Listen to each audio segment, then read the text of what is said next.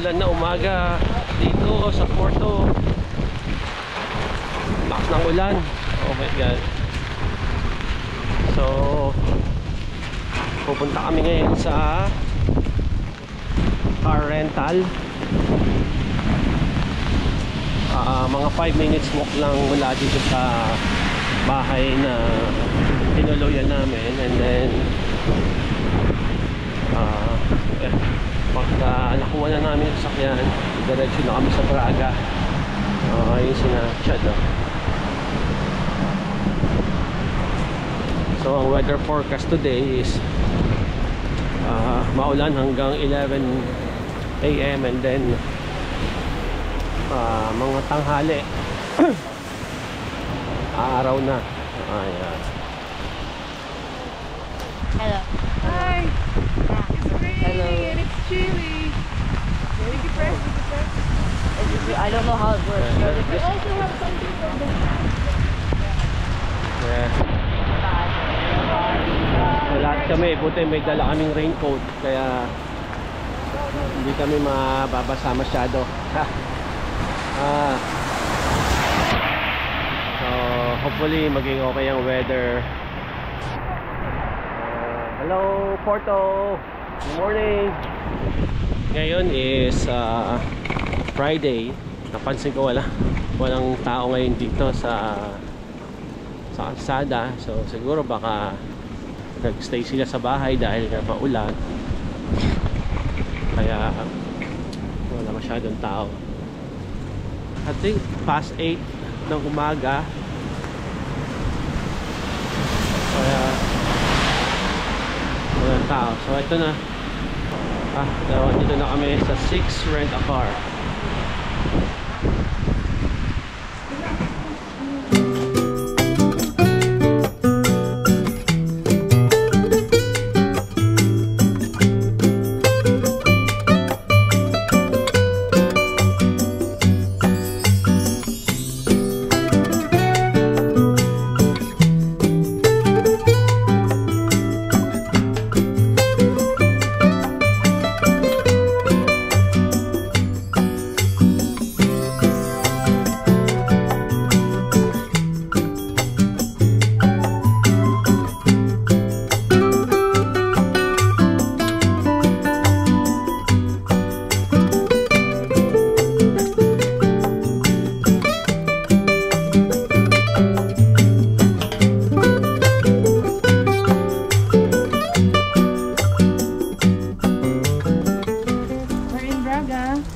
Sa Braga. Malapit lang naman siya sa Porto. From Porto mga 45 minutes. And then yung daan okay naman. Drive seat is left side kagaya sa Pilipinas. And now pupunta kami sa walking tours namin dito sa Braga. Ano bang name nito, babe? So, mag-free walking tour kami kasi Braga, I think dito yata yung first, Mommy, I think I smell popcorn. Yes.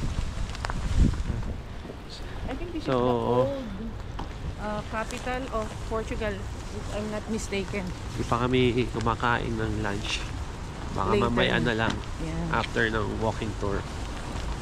So, ito yung parang plaza nila. So we booked for a free walking tour today para matulungan din namin yung yung locals. Then it's free, but you need to give amount Or tip. which you think is Whatever you feel. yeah, whatever you feel kung okay siya. No? Ginawa na rin namin to sa Vietnam. And yeah, marami kang information na makukuha about dun sa area kasi they're locals. And they know the history, the culture. So later, mamaya marami kami ikukwento dahil they will share it to us. What's the special thing about Waffles. Braga? Actually, ang Braga, kaya pinili namin pumunta dito Kasi it says, sabi nila ito yung pagka ganitong Holy Week, dito pumupunta yung mga turista para makita yung ginagawang procession dito, no? But I'm not sure today. The weather is not good. Heavy rain since this morning. So sabi by 11 a.m. onwards araw, pero ganitong klaseng weather matagal lang ulan dito. Look for hanap kami ng pastry shop. Ito kung makikita nyo, may mga design for the procession ng Semana Santa, no? I think mamayang gabi yan. I'm not sure if we can make it na Chad, if we can make it to watch it, kasi we'll move to another we'll move to another city tonight, but we'll discuss siguro kasi mga 20 minutes lang naman yon para lang mapanood, kasi ito talaga yung pinupuntahan ng tourist dito, yung procession dito. Ibang klase kasi yung procession dito ng Semana Santa.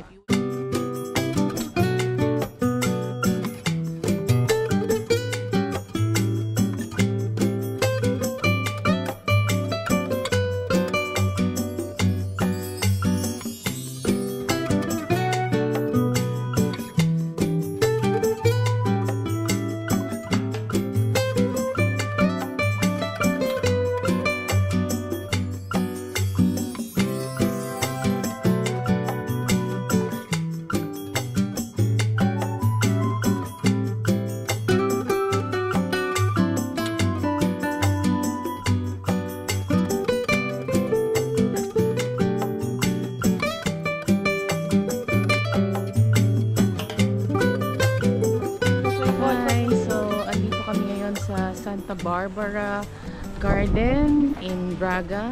So sabi, this was formed by the request of the Archbishop of Braga. So very small town outside Porto and very rich in history. As mentioned by our guide, it's already around 2,000 years old ang city of Braga.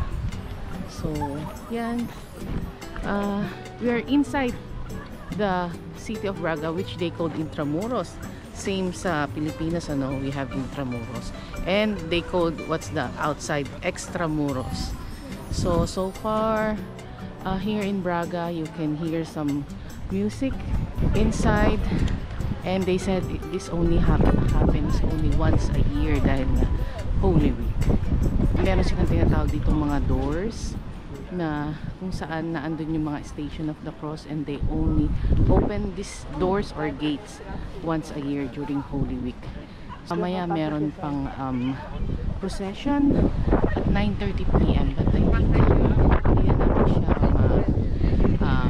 ma-witness because we still go to Mom de Jesus, which was mentioned by our guide. That was there's a long staircase. This church is in the mountain, and this was built during the time of Archbishop Rodrigo.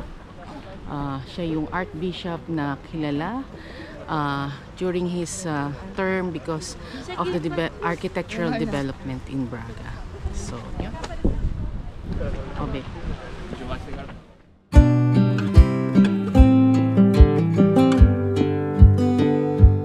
Dito pa rin kami sa Braga. Malapit na matapos yung tour namin. Marami kaming pinuntahan. Okay naman. So, tingnan nyo yung iba. Ito.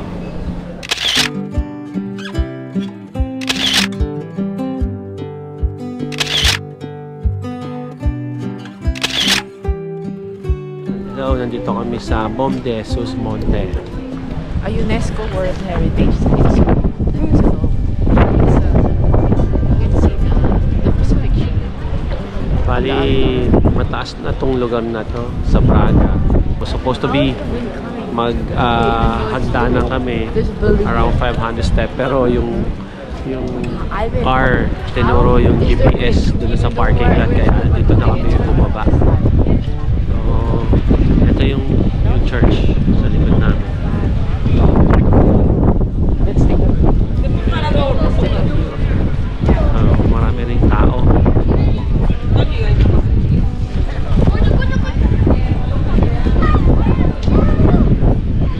After nito, dadiretso na kami sa Guimaray. Nandun yung tutuluyan namin. And then doon na kami mag-spend ng gabi. Ang weather dito paiba-iba. Uulan, tapos sa araw, tapos kulimlim, tapos uulan. Kaya yung raincoat namin, susuotin namin, tatanggalin namin, susuotin namin, tatanggalin namin. Mas convenient kung meron ka palang umbrella or payong. But hindi namin naisip agad yun kasi akala namin is weather is tuloy-tuloy ako lang, kaya ang inisip namin magdala kami ng raincoat.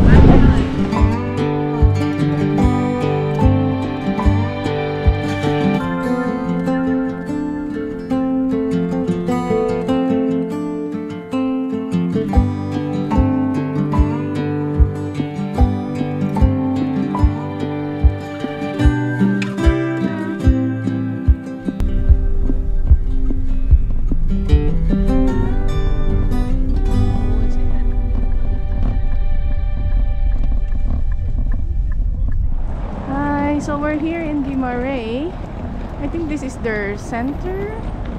It's a beautiful small town. So yun, din kami galing. Our accommodation is somewhere there. It's nice. It's like built around 1850s.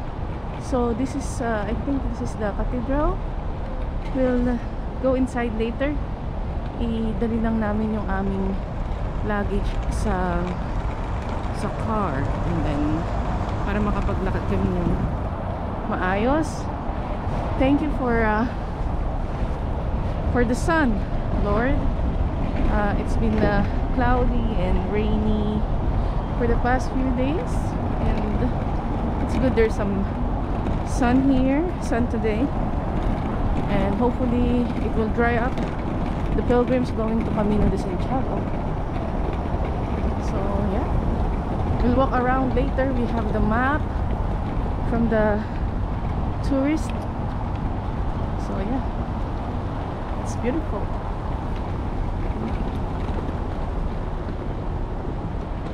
Beautiful. And the name of the store is Cristo Rey, and it has so many pastries. I'll show you what it looks like inside. Wait. See, there's so much in there. And after this, we're going to go somewhere else, and we're just going to walk around for a while. Oops. Let me help. I definitely won't fall. Okay, let's try. Okay. Wait. Ooh, I want to try this one. Wait. What's 14 divided by 2? By 4. 7. So, ito yung binili namin na tinapay.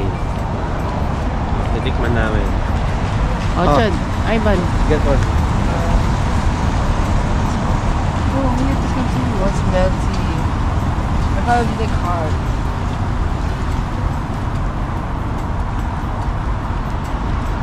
How was it? You could just cooking inside.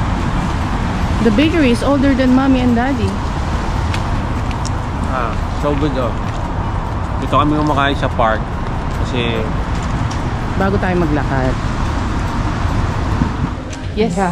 So we just tour around this very cute, neat, napakagandang small town of Guimaray here in Portugal. So ang dami ding churches. Again, it's a religious city. So yeah, ang ganda niya, malinis, ang dami ding turista, no? Iba-iba ring tourist. So iba yung ganda niya sa ganda ng Braga. Okay, babalik na kami sa We'll Porto, go back to Porto because we'll have a free walking Yeah. tour later. meron pa kaming isang tour sa Porto.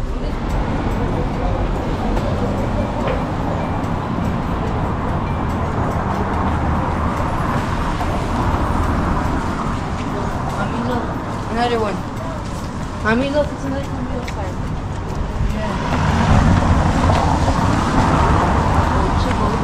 Oh no. Oh no, it's coming. Let's go. Go, go, go. And what? Anyway, we're back. We just arrived in Porto again, and we're just gonna stay here for a while. Alright, bye. Bye, guys. So we're back in Porto, in Avenida de Boa Vista. So galing kami ng Braga yesterday, and then we stayed last night in Guimarães, and this morning nag-ikot-ikot kami to see also this very beautiful small city, which is also a UNESCO World Heritage Site. And after that, we should have free walking tours again sana sa Porto, but we don't have enough time. Wala kaming makitang parking, so I just canceled our booking. And parang ayaw kong bumalik doon, ano. Napaka-crowded nung taon, daming tourists as I see it, and it's very crowded, very narrow roads. But here in our area, here in Avenida de Boa Vista, is ang ganda ng area, no. So we'll see if we can still go to the city center of Porto. It's so crowded. Kumbaga sa Hong Kong para siyang Mongkok, but yeah, I'm not a fan of crowded areas, and ito na napakaraming tourists. So yan, andito na kami ngayon.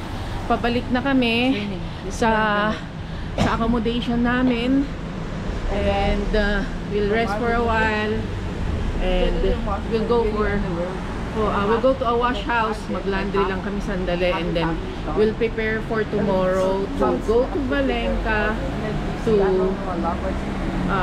start our walk by Monday. Sa ngayon, hindi pa ganun kaganda yung weather, hindi stable. Pabugso-bugso yung malakas na ulan, and it's chilly. But somehow we were able to adapt naman na sa weather, and sa time naka-adjust na kami. Yeah, so far nag-enjoy kami dun sa pinuntahan namin, which is Braga and Guimarães. It's beautiful, and the food also is so great. This morning we tried this restaurant, or a panaderia they called it. It's so good, no? It's called Cristo Rey, and you will see, we will have a video of Chad and Ivan and our family eating this pastries in dessert. We still have some pastries from Guimarães. Yeah. Dala pa namin, binigyan kami ng host namin ng ibang klaseng croissant. It's a different croissant, and we were able also to taste the what do you call this? This Portuguese pudding, which called is it motolfo? Motolfo. It's like Yeah. We have we're glad with our visit in the nearby town of Portugal, which is Braga and Guimarães. Bye. See you. bye. Bye bye.